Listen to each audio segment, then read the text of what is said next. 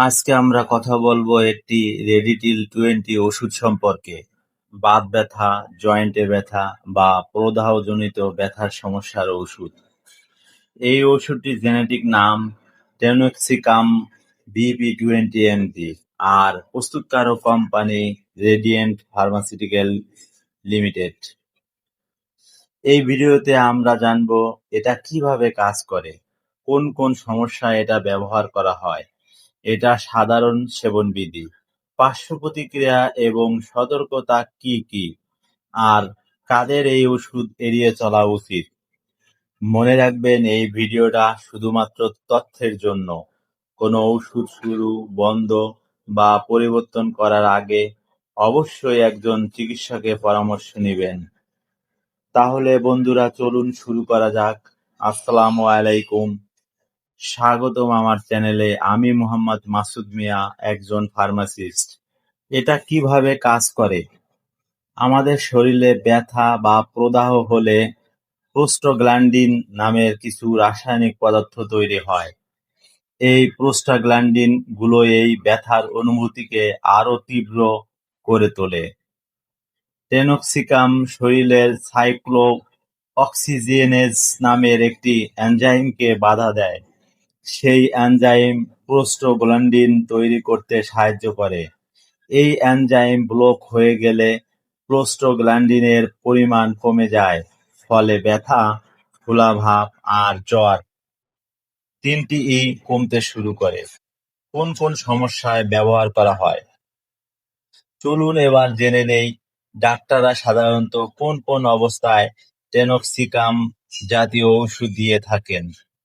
Osteoarthritis, বয়সজনিত joint ক্ষয়; ankylosing spondylitis, মেরুদণ্ডের প্রদাহজনিত রোগ যা স্পাইনের শক্ত হয়ে যাওয়া ও ব্যথার কারণ হয়; থ্রোগাউট, এর ক্ষেত্রে স্বল্প সময়ের জন্য, অপারেশনের পরবর্তী ব্যথা; প্রাইমারি ডিসমেনোরিয়া অর্থাৎ মাসিকের সময়কার তীব্র ব্যথা।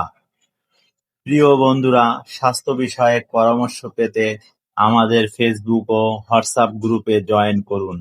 ভিডিও ডিসক্রিপশনে গ্রুপের লিংক আছে। সেবনবিধি। সেবনবিধি সাধারণত রোগীর বয়স, ওজন, শারীরিক অবস্থা এবং রোগের ধরনের উপর নির্ভর করে। সাধারণ সেবন মাত্রা: প্রাপ্তবয়স্ক একটি ট্যাবলেট দিনে একবার সেবন করতে হয়। এই ওষুধ সেবনের সময় অবশ্যই গ্যাস্ট্রিকের ওষুধ খাবেন অথবা একজন চিকিৎসকের পরামর্শ অনুযায়ী সেবন করতে হবে। এই ওষুধ সাধারণত খাবারের সাথে বা পরে খাওয়ার পরামর্শ দেওয়া হয়, যাতে পাকস্থলীতে অস্বস্তি কম হয়। প্রতিদিন একই সময়ে খাওয়া ভালো, বিশেষ করে দীর্ঘমেয়াদী ব্যবহারের ক্ষেত্রে। পার্শ্ব প্রতিক্রিয়া: সব ওষুধের মতোই টেনোক্সিকাম এরও কিছু পার্শ্ব প্রতিক্রিয়া থাকতে পারে। সাধারণ পার্শ্ব প্রতিক্রিয়া: বমি বমি ভাব, বমি, পেটে অস্বস্তি বা ব্যথা, বদহজম, অ্যাসিডিটি, কোষ্ঠকাঠিন্য বা ডায়রিয়া, মাথা ব্যথা, মাথা ঘোরা। এই লক্ষণগুলো সাধারণত হালকা হয় এবং শরীর ওষুধের সাথে মানিয়ে নিলে নিজে থেকেই কমে যায়, তবে চলতে থাকলে ডাক্তারকে জানানো উচিত।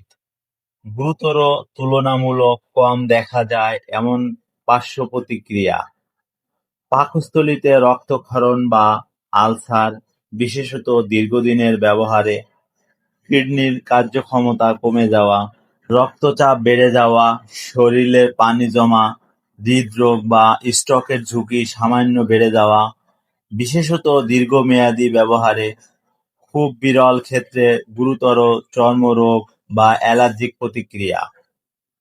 সতর্কতামূলক লক্ষণ, যেগুলো দেখলে সাথে সাথে ডাক্তারের সাথে যোগাযোগ করা উচিত: কালচে বা কফি রঙের মতো পায়খানা; কালো, আলকাতরার মতো পায়খানা; শরীরে অস্বাভাবিক ফোলাভাব; ত্বকে ফুসকুড়ি, ফোস্কা বা তীব্র চুলকানি; শ্বাসকষ্ট।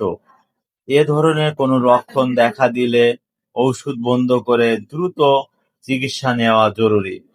সতর্কতা: কাদের সতর্ক থাকা উচিত বা এড়িয়ে চলা উচিত?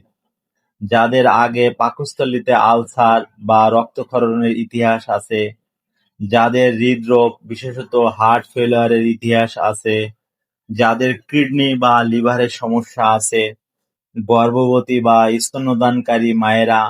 এক্ষেত্রে ডাক্তারের সরাসরি পরামর্শ ছাড়া এই ওষুধ নেওয়া উচিত নয়। যাদের অন্য কোনো এনএসএআইডি এ অ্যালার্জি আছে, ১৬ বছরের কম বয়সীদের ক্ষেত্রে সাধারণত এই ওষুধ সুপারিশ করা হয় না। যারা নিয়মিত রক্ত পাতলা করার ওষুধ বা স্টেরয়েড জাতীয় ওষুধ খাচ্ছেন, তাদের ক্ষেত্রে ইন্টারঅ্যাকশনের ঝুঁকি থাকে। এছাড়া নিয়মিত অ্যালকোহল সেবন এই ওষুধের সাথে পাকস্থলীর রক্তক্ষরণের ঝুঁকি বাড়িয়ে দিতে পারে। এই কারণে আপনার যদি এর মধ্যে কোনো শারীরিক অবস্থা থেকে থাকে, ওষুধ শুরু করার আগে সেটা অবশ্যই ডাক্তারকে জানাবেন।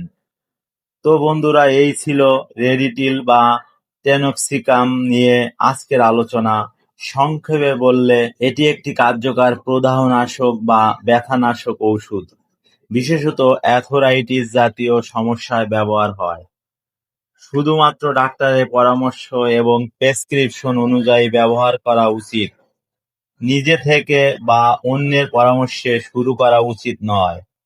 ভিডিওটা ভালো লাগলে লাইক করুন, চ্যানেল সাবস্ক্রাইব করে থাকুন, আর কমেন্টে জানান পরবর্তী কোন ওষুধ নিয়ে ভিডিও চান। সবাইকে ধন্যবাদ। সুস্থ থাকুন।